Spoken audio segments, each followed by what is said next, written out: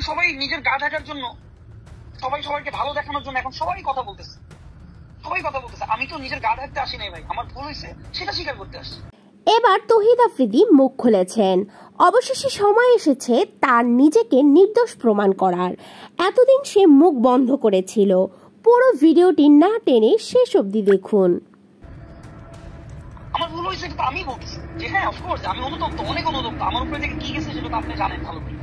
কি হয়নি, আমাকে নিয়ে 14-15 দিন কম হয়েছে বলে। সে ভুল করেছে সেটি সে স্বীকার করেছে, কিন্তু শেষ অবধি না দেখলে আসলে বুঝতে পারবেন না। এত গালি তো পলক সাহেবও খায় নাই মনে হয়, এই পলক কেউ তো খায় নাই। ও আচ্ছা, এখন পলকটা এখন এত কিছু যে আমার উপরে গেল, এগুলো তো আমার তো যথেষ্ট পরিমাণ শাস্তি হয়েছে। সত্যি যথেষ্ট পরিমাণ শাস্তি হয়েছে? রাজাকারের শাস্তি এতটুকু? কিন্তু এই যে একটা ভুল অভিযোগের কারণে যে এত বড় একটা আমার ক্ষতি হয়ে গেল, একটা ভুল অভিযোগ। ভাই কি ভুল অভিযোগ? এইমাত্র না আপনি স্বীকার করলেন যে আপনি ভুল করেছেন? আমি স্বীকার করছি।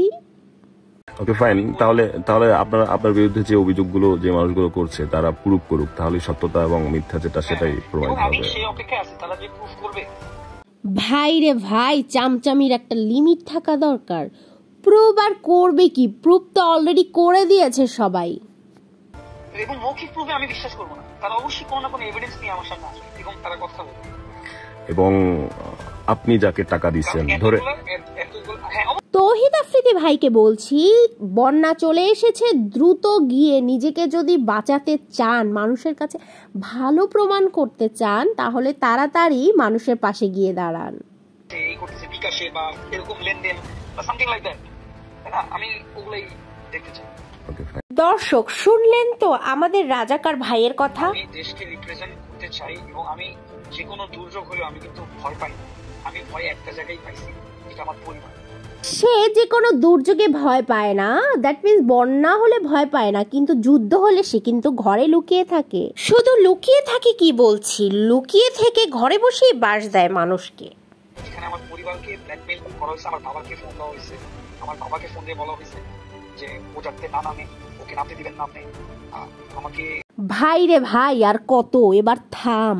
আমি এখন একটা জিনিস আপনার মাধ্যমে, আপনি আমার ভাই, আপনি আমার দেশি ভাই, আমি একটা অনুরোধ করবো প্রত্যেকটা ক্রিয়েটরকে, আপনি এতটুকু ভাই হিসেবে বলবেন যে আমরা এইসব কাদা ছবি না করে দেশ নিয়ে কাজ করতে বলেন।